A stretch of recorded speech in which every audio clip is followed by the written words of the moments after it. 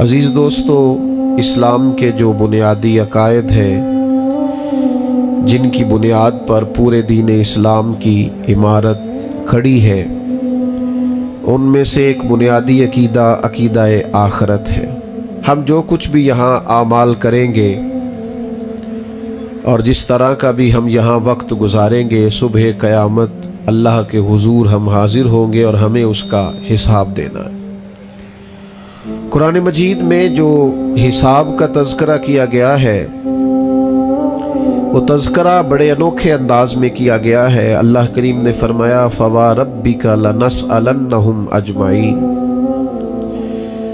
محبوب تیرے رب کی قسم، ہم ضرور ان سے حساب لیں گے، ہم ضرور ان سب سے سوال پوچھیں گے۔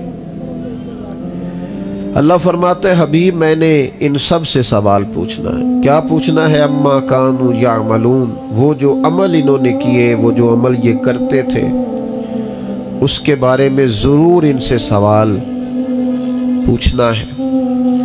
قیامت والے دن ہر شخص سے سوال کیا جائے گا۔ ثم لتسألن یومئذ عن النعیم، اللہ فرماتا ہے ہر نعمت کے بارے میں میں تم سے پوچھوں گا۔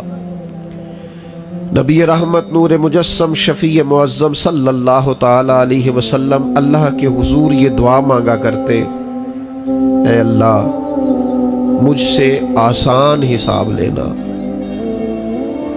حضور سے کیا حساب ہونا ہے؟ نبی پاک کے صدقے اللہ اگلے پچھلوں کی بخشش فرمائے گا، لیکن حضور جو دعا مانگتے کہ اللہ آسان حساب لینا، تو سیدہ عائشہ صدیقہ رضی اللہ تعالی عنہ عرض گزار ہوتی، یا رسول اللہ صلی اللہ تعالی علیہ وسلم اس کا کیا مطلب؟ تو حضور ارشاد فرماتے عائشہ آسان حساب کا مطلب یہ ہے کہ اللہ بس پوچھے اور پھر صرف نظر کر دے، پھر معاف کر دے، ورنہ جس سے اس نے سوال جواب کیے اس کے لیے مشکل ہو جائے گی۔ دعا کرو اللہ اپنے فضل سے درگزر فرمائے، ورنہ صبح قیامت سوال دیکھیے نا، اگر قیامت قائم ہی نہ ہو، سوال جواب کا سلسلہ ہی نہ ہو، باز پرس ہی نہ ہو، تو وہ بیچارے غریب مساکین مظلوم جنہوں نے زندگی میں ظلم سہے، تکلیفیں برداشت کی، جابروں ظالموں وڈیروں چودھریوں کی تکلیفیں جنہوں نے اپنے وجود پر سہیں، اس امید پر کہ قیامت میں اللہ کے حضور حساب کیا جائے گا، تو اگر یہ حساب بھی نہ ہو، قیامت قائم ہی نہ ہو، تو وہ مظلوم کدھر جائیں گے؟ قیامت میں حساب ہونا ہے، اور یہ جو جواب دہی کا تصور ہے کہ ہمیں اللہ کے حضور حاضر ہونا ہے، یہی تصور ہماری زندگی کو بہتر کرتا ہے، یہی تصور ہماری زندگی کو بہتر کرتا ہے۔ اور جو اصل زندگی ہے نا، وہ زندگی بھی آخرت کی زندگی ہے، والآخرۃ خیر وابقیٰ۔ اللہ فرماتے ہیں آخرت کی زندگی بہتر بھی ہے اور ہمیشہ باقی رہنے والی بھی۔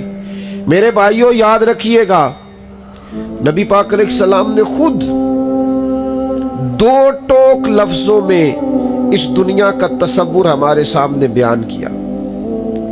یہ جو لوگ کھو جاتے ہیں نا، مال کمانے نکلے تو پھر کھو گئے، شہرت کمانے نکلے تو پھر کھو گئے، عزت کمانے نکلے تو پھر کھو ہی گئے، اقتدار کے لیے نکلے تو کھو ہی گئے، اور اس طرح بھولے کہ اپنے آپ کو بھی بھول گئے، اپنے رب کو بھی بھول گئے، روز محشر کو بھی بھول گئے، اپنی قبر کو بھی بھول گئے، قیامت میں اللہ کے حضور حاضر ہونا تھا اس بات کو بھی بھول گئے۔ دو ٹوک لفظوں میں اللہ کے حبیب علیہ السلام نے اس دنیا کا تصور واضح کیا ہے، اس میں کوئی ابہام نہیں رہنے دیا، کوئی چیز مہمل نہیں چھوڑی، بالکل کھول کے حضور نے بیان کیا، اور ایک عام انسانی ذہن کی سطح تک اللہ کے حبیب نے اس دنیا کا تصور بیان کیا۔ وہ جو دنیا ہمیں بڑی میٹھی لگتی ہے، وہ جو دنیا ہمیں بڑی پیاری لگتی ہے، اور جس میں مگن ہو کر ہم معاذ اللہ غافل ہو جاتے ہیں۔ حضور گزر رہے تھے، بکری کا بچہ مرا ہوا پڑا تھا، اور پڑا بھی روڑی کے ڈھیر پہ تھا، کریم اسے دیکھ کے رک گئے، اور بالکل ایک عام انسانی سطح کے مطابق حضور نے سوال کیا، بالکل سادہ آدمی بدو بھی سمجھ جائے۔ کریم فرمانے لگے یہ بکری کا بچہ مرا ہوا روڑی کے ڈھیر پر پڑا ہے، مجھے بتاؤ اس کے مالک کی نظر میں اس کی بھلا کیا قیمت ہوگی؟ عرض کی یا رسول اللہ صلی اللہ علیہ وسلم، جسے روڑی کے ڈھیر پر پھینک دیا گیا ہے اس کی بھلا کیا قدر و منزلت ہو سکتی ہے؟ تو حضور نے فرمایا سنو پھر، اللہ کی نظر میں بھی اگر دنیا کے مال کی قیمت مچھر کے پر کے برابر بھی ہوتی تو اللہ کبھی کافر کو ایک گھونٹ پانی کا نہ دیتا۔ اس کی کوئی قیمت نہیں دنیا کے مال کی، اس لیے تو کافر کو بھی دیا، اس لیے تو فاسق کو بھی دیا، اس لیے تو ظالم کو بھی دیا۔ بے ایمان اور بددیانت کے گھر میں بھی بہت سارا مال و دولت ہے، ہاں جس کے ساتھ وہ بھلائی کا ارادہ کرتا ہے اسے اپنے دین کی سمجھ عطا فرماتا ہے۔ مال بھی ہو، دین کی سمجھ بھی ہو، گھر میں وسعت بھی ہو اور عبادت کا جذبہ بھی ہو، انسان کی تجوری بھری ہوئی بھی ہو اور غریبوں کے لیے اس کا دل بھی کشادہ ہو، اسے اقتدار بھی حاصل ہو اور اس کے سینے میں مظلوم کا درد بھی موجود ہو، تو اب یہ ہے کہ رب کریم نے اس کے ساتھ بھلائی کا ارادہ فرمایا۔ لیکن اگر یہ کہ فقط دنیا ہی ہو، فقط پیسہ ہی ہو، فقط اقتدار کا لالچ ہی ہو، کھو نہ جائیں یارو، ہم کہیں کھو نہ جائیں، کہیں ایسا نہ ہو کہ کاروبار کی مشقت سجدوں کی لذت لے جائے، کہیں ایسا نہ ہو کہ دولت جمع کرنے کی حرص غریب کا درد ہم سے لے جائے، کہیں ایسا نہ ہو کہ اقتدار کی دوڑ میں ہم کسی مظلوم کی آہ ہی نہ سنیں، ہم کسی کا دکھ ہی نہ بانٹیں۔ آخرت کا تصور ذہن میں رکھیں، وہ جو قیامت کے دن اللہ کے حضور کھڑے ہونا ہے، وہ جو قیامت میں رب کریم کی بارگاہ میں ہم نے حاضر ہونا ہے، اس حاضری کے تصور کو اور جواب دہی کے تصور کو اپنے ذہن میں لائیں۔ یاد رکھیے گا 3 چیزوں کے علاوہ ہر چیز کا حساب دینا ہے۔ ایک سر چھپانے کے لیے جھونپڑی مکان، ایک پہننے کے لیے کپڑا، ایک کمر سیدھی کرنے کے لیے غذا، اس کے علاوہ جو کچھ بھی ہے اس سب کا حساب دینا ہے۔ نبی رحمت صلی اللہ تعالی علیہ وسلم نے جو حدیث بیان کیا نا حساب کے لیے، آپ یقین کریں پوری روح متوجہ ہو جاتی ہے، انسان کے جتنے لطائف ہیں وہ سارے بیدار ہو جاتے ہیں، اس کے باطن کے اندر تک گہرائی تک وہ لفظ اترتے ہیں۔ میرے کریم فرماتے ہیں رب قیامت کے دن بندوں سے فرمائے گا کیا میں نے تیرے لیے کان اور آنکھیں نہیں بنائی تھی؟ کبھی اندھے سے مل کے دیکھے نا، کبھی بہرے سے بات کر کے دیکھے نا۔ رب فرمائے گا کیا میں نے تیرے لیے کان اور آنکھیں نہ بنائی تھی؟ اللہ فرمائے گا کیا میں نے تیرے لیے جانوروں کو کھیتوں کو مسخر نہیں کیا تھا؟ ہر جانور پر تو سواری کرتا ہے، جانوروں کے گوشت کھاتا ہے، جانوروں کا دودھ پیتا ہے، کھیت کے اندر ہل چلاتا ہے، اناج ہے، پھل ہیں، سبزیاں ہیں۔ هو الذی خلق لکم ما فی الارض جمیعا، زمین میں جو کچھ ہے حضرت انسان کے لیے پیدا کیا۔ اللہ فرمائے گا تیرے لیے کان بنائے، آنکھیں بنائی، تیرے لیے مسخر کیا جانوروں کو، تیرے لیے مسخر کیا کھیتوں کو۔ پھر رب کہے گا میں نے تجھے خوشحالی دی، میں نے تجھے سرداری دی۔ پھر اللہ فرمائے گا یہ بتا کیا تجھے مجھ سے ملنے کا یقین نہیں تھا؟ کیا تجھے یہ خبر نہیں تھی کہ تیری رب سے بھی ملاقات ہوگی؟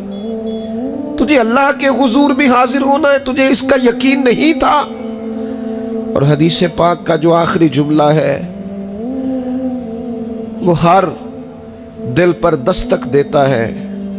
حضور فرماتے رب فرمائے گا میں بھی آج تجھے اسی طرح ہی فراموش کر دوں گا جس طرح تو نے مجھے بھلا دیا تھا۔ جا، تو نے اگر مجھے بھلا دیا تھا آج میں نے بھی تجھے فراموش کیا۔ دعا کرو ہمارے ساتھ یہ سلوک نہ ہو، ہم تو مالک کے کرم کی امید پر ہی قبر میں جائیں گے، اس کی رحمت کی امید پر ہی میدان محشر میں کھڑے ہوں گے۔ باقی پتہ سارا ہے سردار نو کیتیاں دا، ایدہ پردہ پایا ہی تیرا پلا ہو سی۔ خبر تو ساری ہے، پتہ تو سارا ہے، علم تو سارا ہے، सबसे ज्यादा हम जानते हैं कहां कहां नाफरमानी हुई। याद रखना, उसके हुजूर खड़े होना है, अल्लाह के हुजूर जवाब देना है। अगर जुल्म किया है मुलाजिम पर तो जवाब फिर भी देना है, जुल्म किया है गाहक पर तो जवाब फिर भी देना है, अगर जुल्म किया है पड़ोसी पर तो जवाब फिर भी देना है। फवा रब्बिका लनसअलन्नहुम अजमाइन, महबूब तेरे रब की कसम, अपने लफ्जों में बात करूं, अल्लाह कहता है महबूब मैनू तेरे रब दी कसम मैं इन्हों पूछ लेना है, पूछ लेना है मैंने इनसे सवाल करना। अम्मा कानू यामलून, जो ये अमल करते थे पूछूंगा, सवाल करूंगा। और मेरे नबी पाक सल्लल्लाहु ताला अलैहि वसल्लम के गुलामों, अगर जुल्म किया है बीवी पर हिसाब फिर भी देना है, अगर विरासत की तकसीम पर ज्यादती की है बहन भाइयों से हिसाब फिर भी देना है, अगर तरबियत ठीक नहीं की अपने बच्चों की तो हिसाब फिर भी। तुम सरबराह थे एक इदारे के, तुम्हारे पास अमानतें आती थी, बच्चे पढ़ते थे, मजमू के मजमे तुमसे अकीदतें रखते थे, लोग तुम्हें नेक समझते थे, हाथ चूमते थे, फूल फेंकते थे, तुमने बड़ी इज्जतें समेटी, तुमने खुशहालियां और सरदारियां समेटी। फवा रब्बिका लनसअलन्नहुम, तुम्हें हिसाब देना है। आज बड़े बड़े लोग हिसाब के डर से कांप गए। बगदाद के शेख अब्दुल कादिर जिलानी हरम मक्का में सर सजदे में रख के कहने लगे मेहरबानी करना मुझसे हिसाब न लेना। ख्वाजा हसन बसरी कहते हैं मैं हरम में था, अपने हुजरे में था, किसी के चीखने की आवाज आई, या अल्लाह माफ कर दे, या अल्लाह माफ कर दे, हिसाब वाले दिन मेरे ऊपर नरमी करना।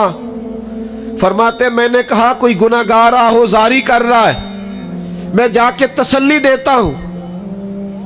और जब मैंने जाके चेहरा देखा फरमाते कलेजा फट गया, वजूद कांप गया, और मैं उस दुआ करने वाले के कदमों से लग गया। लोगों तुम्हें पता है वो कौन था जो दुहाई दे रहा था कि मालिक हिसाब न लेना? वो हुसैन का करबला में तन्हा बच जाने वाले साहिबजादे इमाम ज़ैनुल आबिदीन थे।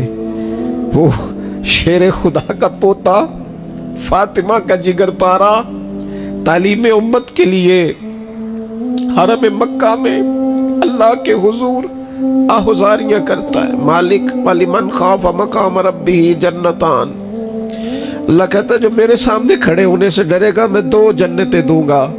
इमाम ज़ैनुल आबिदीन हरम मक्का में कहते हैं मालिक हिसाब न लेना, मेहरबानी करना, पर्दे रखना।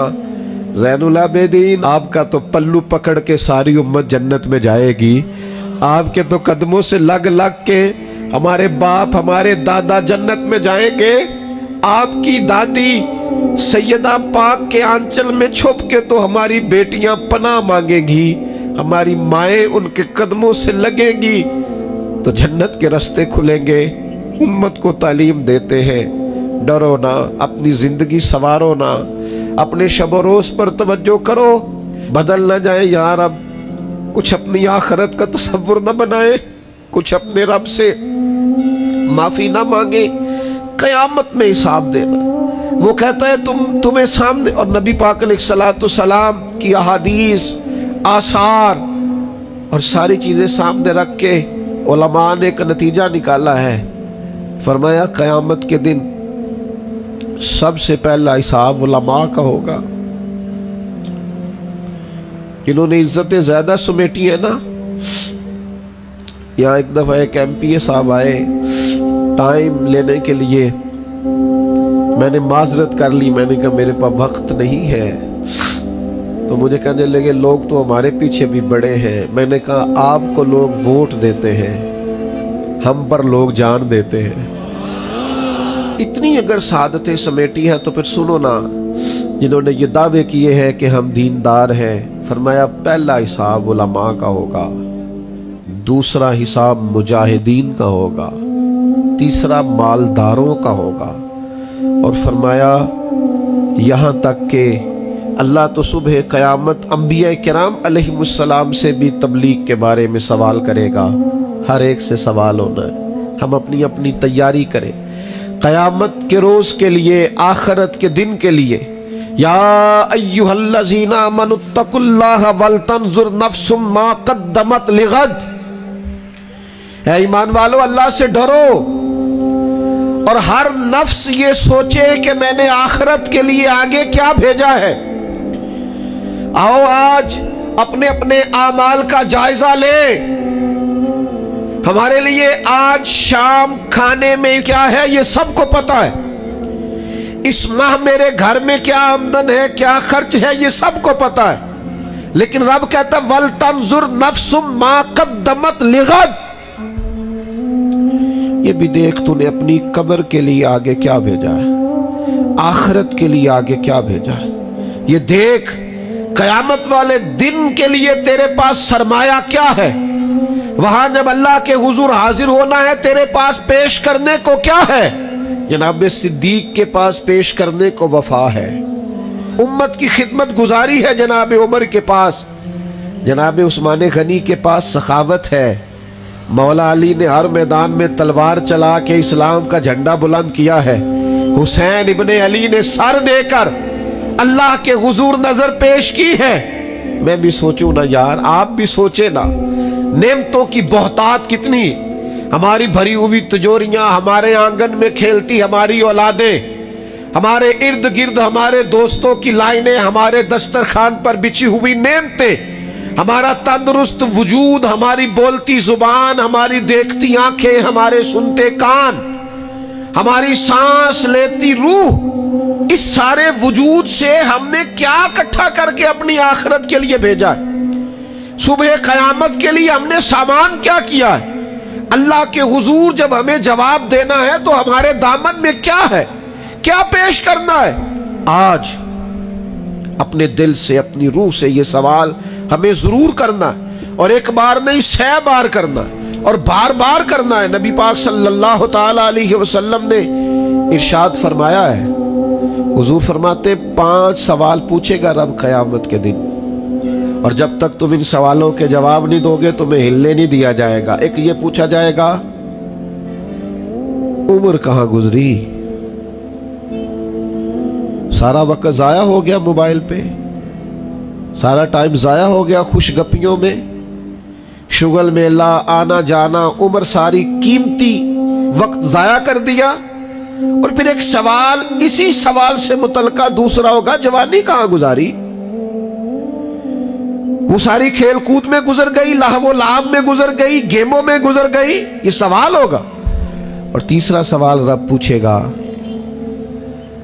بتاؤ نا مال کہاں سے کمایا, ذرائع آمدن بتاؤ. دنیا میں تو تم نے دھول جھونک لی, جہاں دھونکنی تھی یہاں بتاؤ کہاں سے کمایا, اور کما کر بھی تم مالک نہیں ہوئے. چوتھا سوال یہ پوچھا جائے گا بتاؤ مال خرچ کہاں کیا.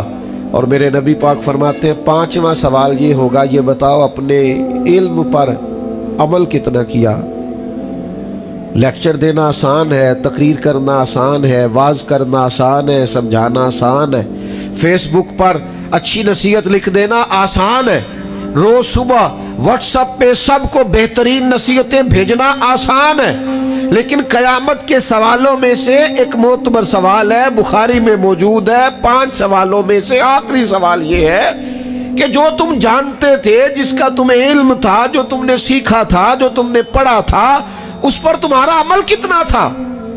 کس کو نہیں پتا نماز فرض ہے, کس کو نہیں پتا والدین کی خدمت کرنا ضروری ہے, حلال حرام کی تمیز سے کون آگاہ نہیں ہے, کون نہیں جانتا کہ میرا رویہ تلخ ہے, لوگوں کو تکلیف دیتا ہے, کون نہیں سمجھتا کہ میری فلاں فلاں چیز کی وجہ سے فلاں فلاں لوگ تڑپتے ہیں, سسکتے ہیں, روتے ہیں.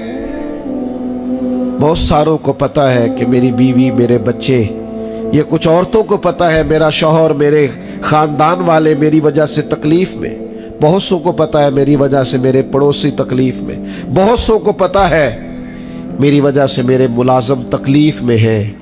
تم سے پوچھا جائے گا اپنے علم پر کتنا عمل کیا. وہ جو تم جانتے تھے, جتنا تمہیں شعور تھا, آج پوری امت مسلمہ میں کیا ہو رہا ہے؟ تقریریں، واعظ و نصیحت، فقط واعظ و نصیحت۔ اقبال کہتے ہیں مسجد تو بنا دی شب بھر میں ایمان کی حرارت والوں نے، اور یہ دیکھنا کیا کہتے ہیں من اپنا پرانا پاپی تھا، برسوں میں نمازی بن نہ سکا۔ اور اقبال بڑا اپدیشک ہے، من باتوں میں موہ لیتا ہے، بڑی سونی باتیں کرنی آتی ہے ہمیں۔ اقبال بڑا اپدیشک ہے، یہ من باتوں میں موہ لیتا ہے، پر گفتار کا قاضی ہے یہ بنا، کردار کا غازی بن نہ سکا۔